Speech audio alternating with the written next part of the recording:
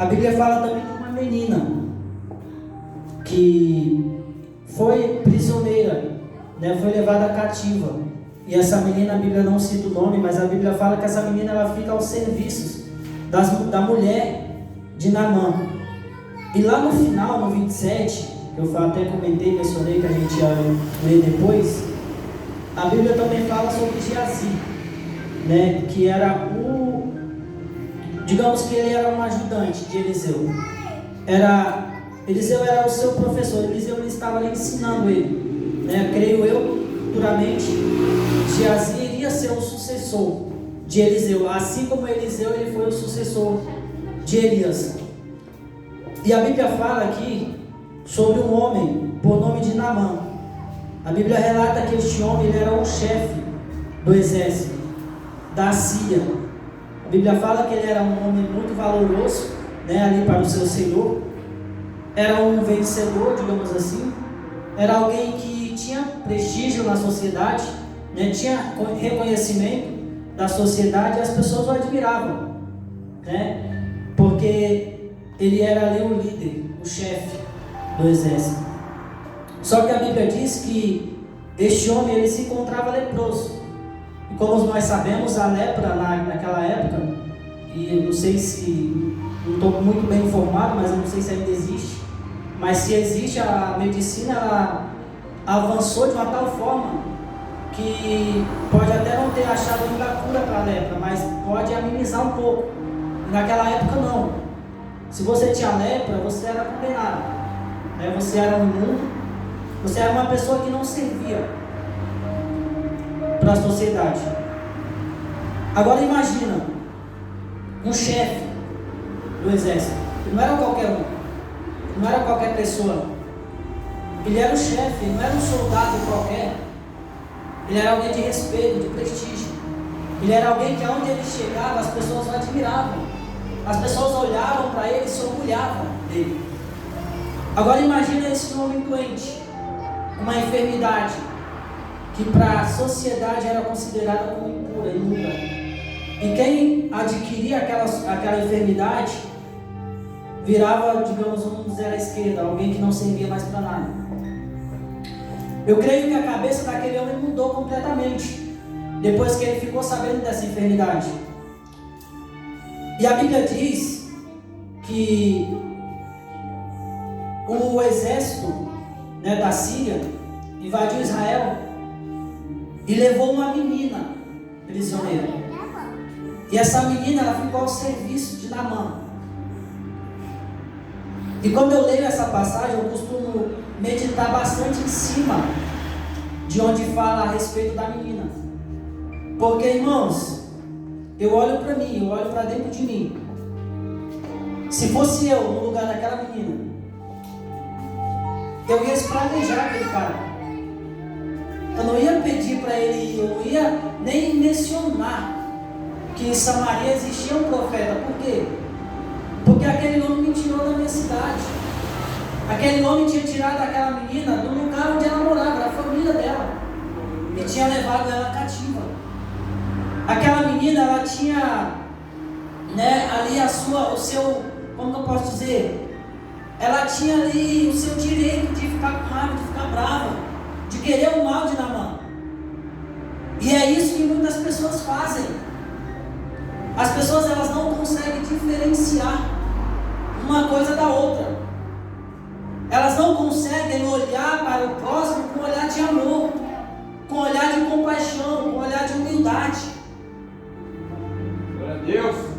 Aquela menina ela se compadeceu com a situação de Naamã. Mesmo Naamã tendo causado tanta dor. Porque, irmãos, era nítido. Ela estava sofrendo. Ela não estava bem. Não tem como você ser arrancada dos seus pais, do seu país, da sua cidade de origem, ser levado para uma terra estranha, viver como escravo e você ficar bem. Não tem como. Só que aquela menina ela preferiu plantar o amor em vez de plantar o ódio. Ela preferiu espalhar o bem em vez de espalhar o mal. Deus maravilhoso, aleluia. E aquela menina, ela fala para a senhora, para a esposa de Naamã: quem dera se o meu Senhor estivesse em Samaria, porque lá existe um profeta. E, irmãos, o profeta não era qualquer profeta, era o profeta Eliseu. O profeta Eliseu, Deus maravilhoso. um homem de prestígio, um homem de respeito também. Um homem que, aonde ele passava, as pessoas olhavam para ele e admiravam, porque ele tinha um brilho de Deus, ele tinha a presença de Deus, Glória a Deus, aleluia. ele demonstrava o amor de Deus para com as outras pessoas. Aleluia.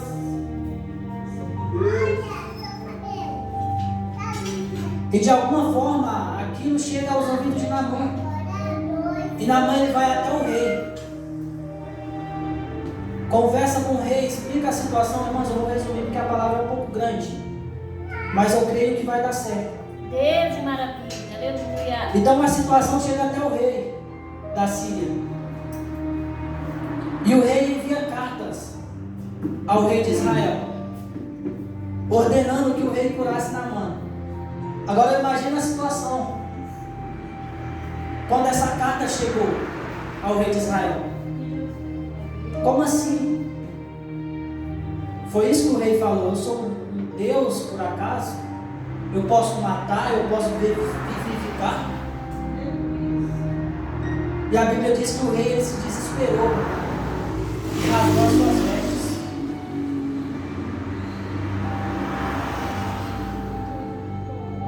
Porque ele se desesperou com aquela situação. Só que o profeta Eliseu, ele ficou sabendo, e ele fala para o rei: fala para ele vir até mim, deixa ele vir, porque ele saberá que há um Deus, que há um profeta em Israel, Aleluia, que há um Deus. homem de Deus em Israel, que há Deus Deus em maravilhoso. Israel. Irmãos, glória a Deus.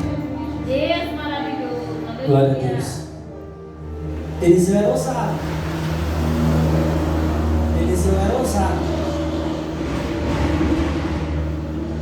Só que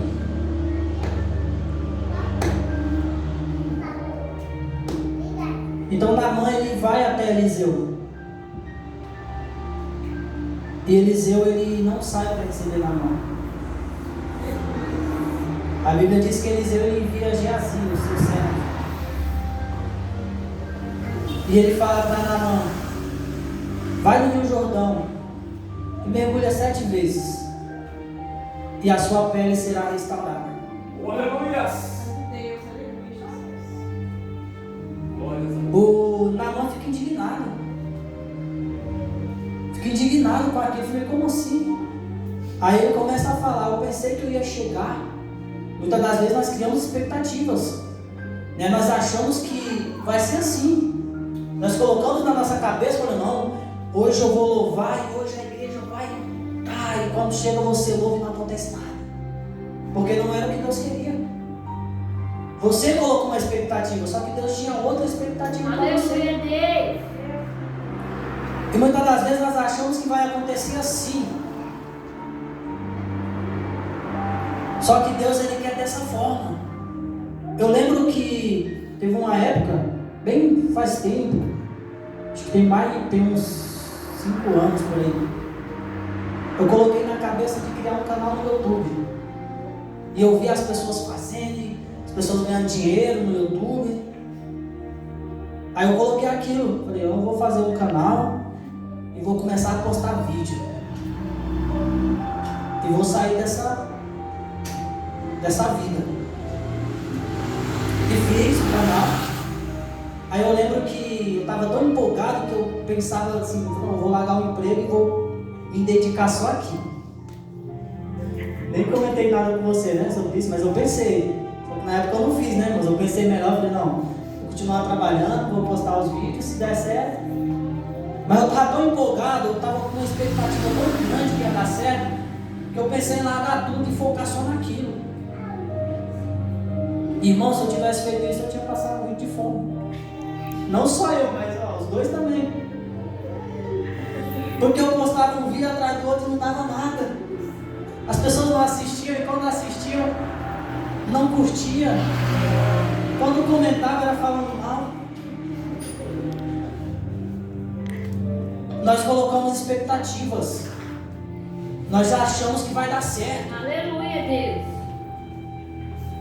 Só que não era, eu creio que não era aquilo que Deus queria para mim no momento. Não era aquilo. Irmãos, só para. Eu continuo postando vídeo até hoje, ainda não deu nada. Faz mais de 5 anos isso aí. Não ganho R$1.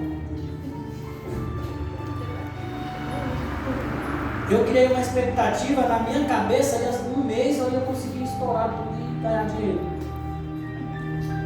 E na mãe ele colocou ali, falei, cara, quando eu chegar lá, ele vai me receber, vai colocar ali a mão sobre a enfermidade, vai falar ali umas palavras mágicas